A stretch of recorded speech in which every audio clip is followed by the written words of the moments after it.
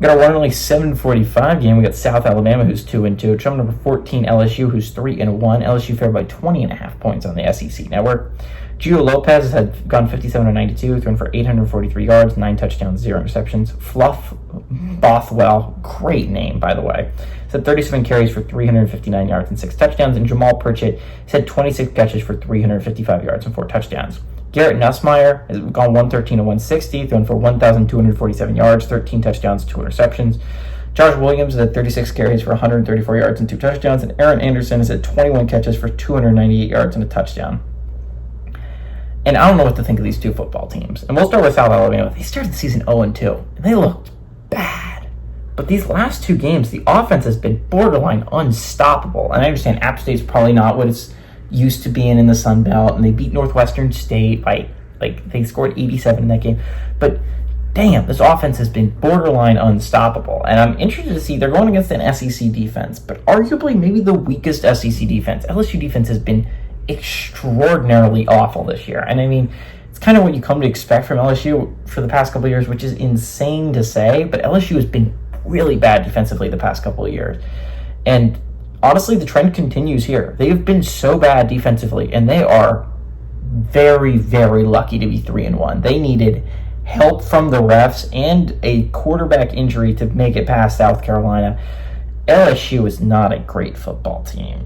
They're going to pick up their second win here at some point. I don't think it's here. At least I hope not. Just for LSU fans' sake, losing to South Alabama would be a new low. Garrett Nussmeier is amazing. I mean, I'm not going to lie. He's a really great quarterback. But just like the problem with Jaden Daniels was, he was an amazing quarterback, right? They couldn't get to that next level because the defense was so atrociously awful. It was so bad. It's still super duper bad. That has not changed. You need to fix the defense. And honestly, I've been saying this thing about USC ever since Lincoln Riley got there. Guess what? Lincoln Riley's kind of fixed the defense. How have you not? If you're LSU, it's so bad. At a certain point, you've got to figure out something's different. Change something.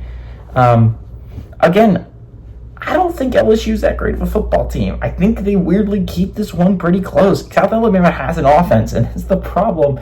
Again, UCLA has one of the worst offenses in the entire Big Ten. They do. They're one of the worst teams in the Big Ten. The game was close at halftime. LSU, you're not a good football team.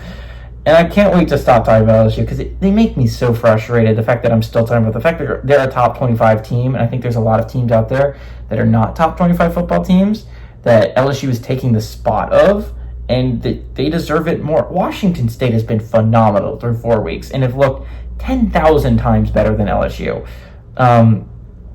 LSU is only in there because they're in the SEC, and it's an SEC bias kind of thing, and their name is LSU. That is the only reason LSU is in the top 25, and you're not going to be able to convince me differently. South Alabama has looked decent on offense. I think they actually keep this somewhat close. Give me LSU to win at home, but I like South Alabama to cover the spread.